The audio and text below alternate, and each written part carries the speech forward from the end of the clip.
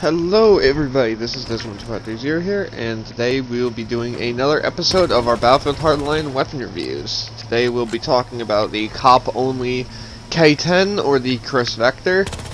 So yeah, let's get right into the stats and the real-life implementation. Okay, so the K10 or Chris Vector in real life is a personal defense weapon or a SMG, depending on which way you want to stand by. The weapon fires a 45 ACP round, or there are conversions to switch it to 9mm, though we are using the 45 ACP version in this game, and most versions of all games do it. The weapon is known for not only its special recoil system, allowing it to fire extremely fast with very low recoil, especially for the round that it carries, but also the fact that it has an extremely fast fire rate of around, with a regulator, it can shoot anywhere between 900 to 1200 RPM. This weapon has not been very well used, at least in the military and stuff like that, and in terms of like official use. Though many police forces do own a few copies of it, and especially SWAT teams have used it in the past. And there are some militaries out there that use this as their personal defense weapon for tank crews. Okay, so let's get into the real stats here real quick.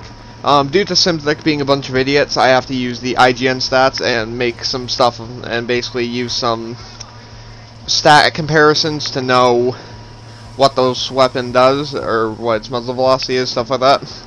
So firstly, we have the damage. The damage is 33 to 8, if I remember correctly, which is extremely high and extremely low for an SMG. The gun used to deal 34 damage before they nerfed it. So it is a 4 to, I think that's like what, 11 shot kill. The weapon fires at 1200 RPM, which is, I believe, the fastest in the game that we know of at the moment. And the magazine capacity is 26 rounds, obviously with one in the chamber. As for the other stats, the weapon's reloads is 1.8 seconds when there's ammo left in the mag, and it is 2.5 seconds when the mag is unloaded, so effectively like an M4 in Battlefield, or the M16/M4 in Battlefield 3.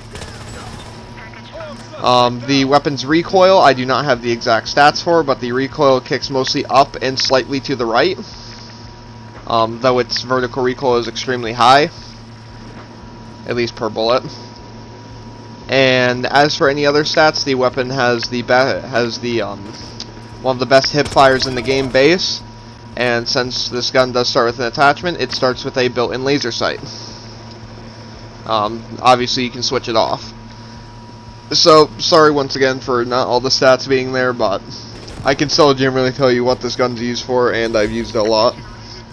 So the K10 was known as the killer clown gun due to a certain YouTuber pulling it out and using it in a bunch of videos, but the essential bit of this gun is that it is a weapon that basically beats every other full auto weapon in close quarters, but the close quarters range is so pathetic for its main damage that after around 10 meters you can't get it takes multiple, like upwards of 8 or 9 shots to kill.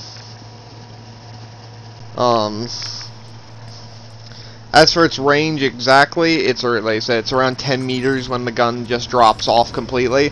The max damage, which you'll get 4-shot, is around 7 or 6 meters, something like that, so right up close, like super up close. I guess I'll just get into the opinions on my class setups for it. So I run 2 different class setups for the gun. The first being a sort of just standard run and gun style. This is any red dot and or hollow sight. I actually really enjoy the hollow sight on this gun. A laser sight, the heavy barrel, or you can run the muzzle brake, it doesn't matter either. And you will also be running the ergo grip.